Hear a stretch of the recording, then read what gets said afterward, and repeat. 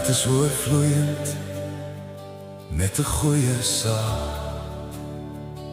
Ek spreek van die dinge wat ek gemaak het aangaande die koning. My tong is die pen van 'n vaardige skrywer. U is mooier as die kinders van die mens. Genade is in u lippe uitgestort. Daarom het God u vir ewig geseën. Gord die swaard aan u nek, o magtigste, met u eerlikheid en uw majesteit.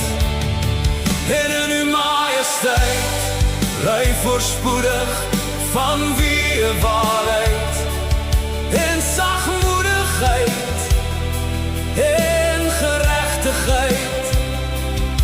En uw regterhand sal u vreeslike dinge leer.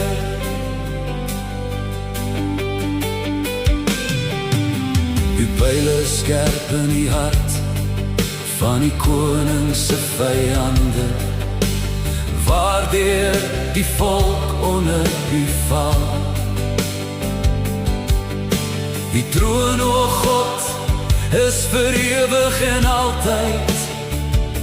Die scepter van uw koninkryk is 'n regte scepter. U liefgerechtigheid en haat goddeloosheid. Daarom het God uw God u met die olie van blydskap bo, u met gesellige salf. Al uw klere ryk van myrrhe en aloe en kassie uit die voorpaleise, waardeur hulle u vrolik gemaak het. Koningsdogters was onder uw eerbare vrouwen. Aan uw rechterhand het die koningen in goud van offer gestaan. Oor, o dochter en oorweeg en neig jou oor. Vergeet ook jou eie volk en jou vader se huis. So sal die koning grootliks behaag in jou skoonheid hê, want hy is jou Here en aanbid jy hom. En die dogter van Tyrus sal daar wees met 'n geskenk. Selfs die rykes onder die volk sal jou guns smeek. Koning se dogter is al glansend binne-in. Haar klere is van geweefde goud. Sy sal tot die koning gebring word in raadwerk van naaldwerk. Die magte haar met gesel wat daar volg, sal tot jou gebring word met blydskap en juig sal hulle gebring word.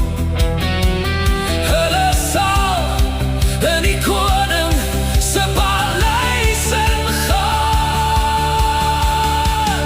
In die plek van jou vaders sal jou kinders wees, wat jy tot vorste sal maak in die hele aarde.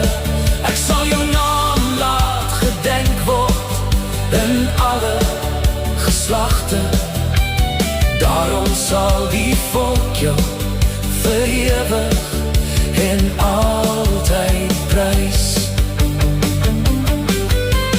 Ek sal jou naam laat gedenk word in alle geslagte.